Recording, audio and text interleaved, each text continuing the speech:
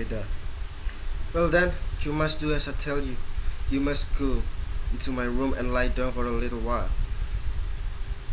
Oh no, no, I shouldn't be able to sleep.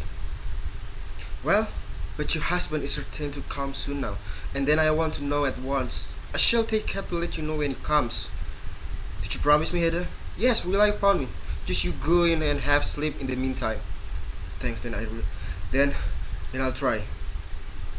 She goes off to the inner room. Hedda goes up to the glass door and draws back the curtains. The broad daylight streams into the room. Then she takes a little hand glass from the writing table, looks at herself in, and arranges her hair. Next, she goes to the hall door and presses the bell button. Bertha personally appears at the hall door. Did you want anything, madam? Yes, you must put some more wood in the stove. I'm shivering.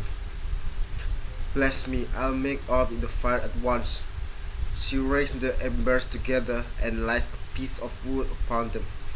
Then stop and listen. There was a ring at the front door, madam. Then go to the door. I will look after the fire. It will soon burn. She goes out by the hall door. Hedda kneels on the footrest and lays some more pieces. After a short pause, George Desmond enters the room of the hall. He steals on tiptoe towards the middle doorway and is about to slip through the curtains. Hedda and the stove without looking up. Good morning. Turns Hedda, approaching her. Good heavens, are you up so early, huh? Yes, I'm up early this morning. And I never doubted you were still sound asleep. Fancy that, Hedda. Don't speak so loud, Mrs. Elfstead is resting in my room. Has Mrs. Elfstead been here all night? Yes, since no one came to fetch her. Ah, to be sure.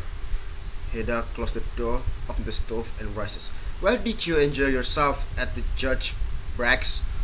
Have you been anxious about me, huh? No, I should never think of being anxious, but I asked if you had enjoyed yourself. Oh yes, for once in a way, especially the beginning of the evening when the alert read me part of his book. We arrived more than an hour too early, fancy that, and Bragg had a sort of arrangement to make so alert read to me.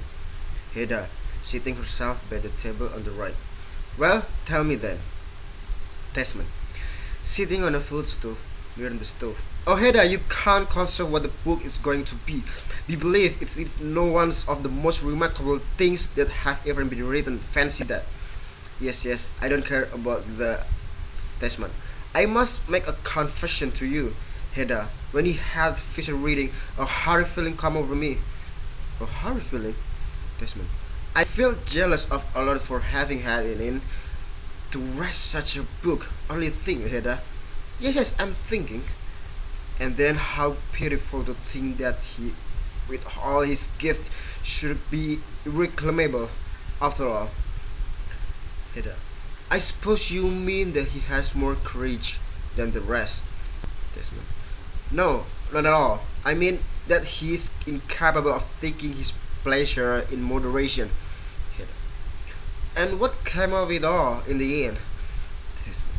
Well, to tell the truth, I think it might be best described as an orgy, Hedda. Had he fine leaves in his hair? Fine leaves? No, I saw nothing of the sort. But he made a long rambling speech in honor of the woman who had inspired him in his work. That was the praise he used.